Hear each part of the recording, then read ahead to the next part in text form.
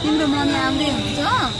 तिम्रो मम्मी अब आज हेर न यस्तो अँध्यारो भएपछि कसरी आउनु भोलि आउनुहुन्छ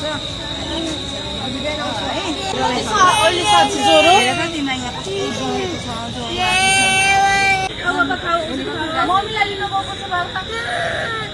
खाएपछि मात्र मम्मी आउने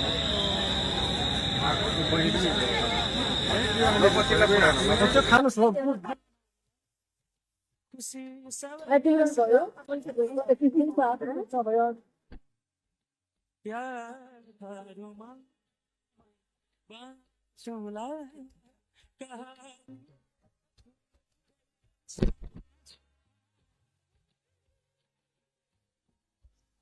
माया बस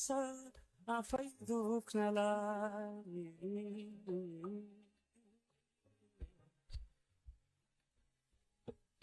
किन माया बस आफै दुख्नलाई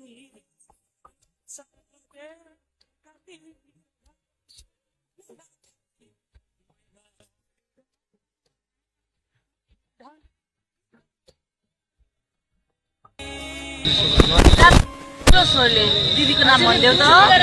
दिदीको नाम भन्दैछु त